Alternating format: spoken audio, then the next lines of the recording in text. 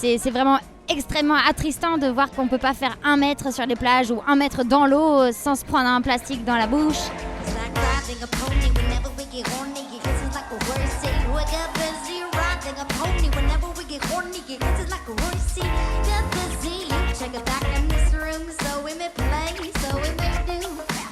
Écoute, qui c'est Deluxe ? Deluxe, c'est 5 musiciens et une chanteuse que je vais te présenter. Ici, on a Kaya à la basse, on a Lilyboy, la magnifique chanteuse du groupe Deluxe. On a Pépé, saxophone, tambourin, galoubet, piano, voix, il fait un petit peu de tout. On a Soubri juste ici, qui est aux percussions en tout genre. Il est aussi un petit peu chorégraphe danseur et il aime beaucoup la paella. Et juste à côté, on a Pietre, guitariste à temps perdu, mais surtout aficionados des films d'horreur japonais. Et moi, je suis le magnifique. Voilà, moi, ma passion, c'est le figatel. Si vous avez du figatel en tout genre, je prends. Et je suis aussi batteur à temps perdu. Et Deluxe, c'est une bande de copains qui a décidé de vivre de son rêve de faire de la musique.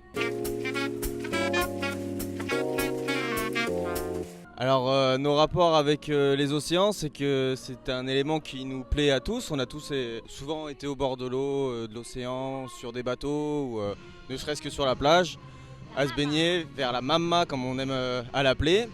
Et sinon c'est un rêve que de pouvoir un jour faire une tournée en bateau, d'aller de port en port faire de la musique. Et on aime beaucoup naviguer, il y en a beaucoup qui font du kitesurf, du catamaran, de la plongée, de la pêche, c'est un élément qui nous plaît beaucoup. Après, quand on est en tournée, c'est pas toujours le temps pour aller voir la mer, mais de temps en temps, on va quand même aller voir l'océan pour le plaisir. Mais on est très attristé par les pollutions des océans et on aimerait bien pouvoir faire quelque chose comme on peut.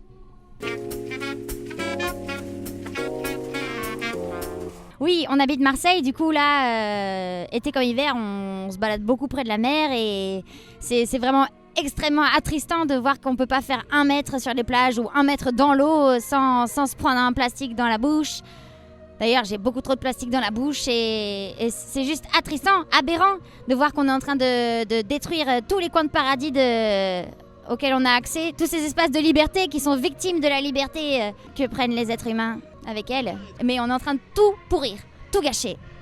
Et c'est dramatique.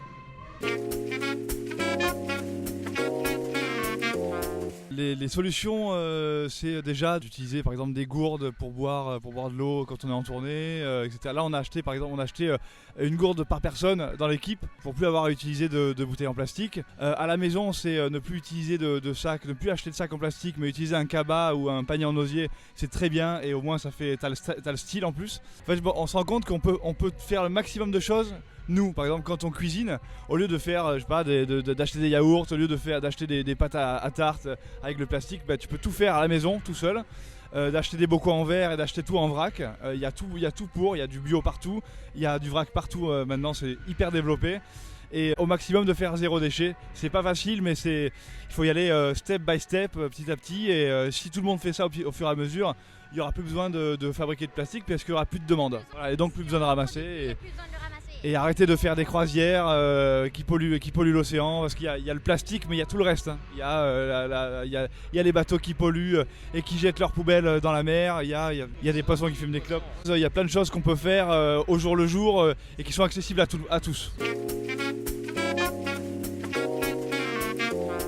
Alors, comment Deluxe et Sea Cleaners ont croisé leur chemin ? Déjà, c'est le hasard d'une rencontre, mais également parce que c'est vrai que nous, habitant Marseille, en étant sur la côte et étant passionnés de la mer, des sports nautiques, du snorkeling, c'est quelque chose qu'on adore. On est très très concernés par justement ces problèmes de pollution. Et en parlant sur un coin de table, on s'est dit que le mieux, c'était de pouvoir se servir du peu de notoriété qu'on avait pour véhiculer un message. Parce que nous, c'est vrai qu'au jour le jour, on n'a peut-être pas l'occasion de manifester, j'allais dire, et de faire du ramassage de plastique sur les plages, mais c'est quelque chose qui nous met tous d'accord et c'est quelque chose qu'on essaierait bien de régler avec nos moyens et c'est ce qu'on essaie de faire.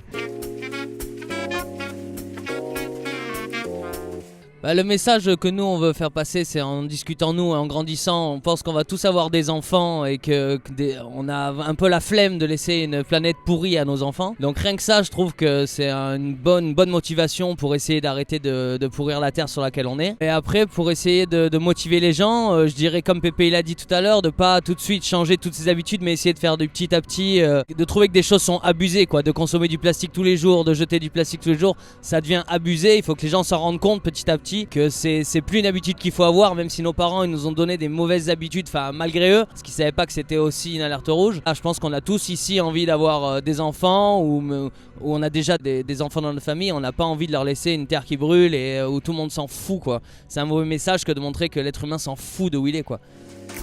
Are you ready to play the game?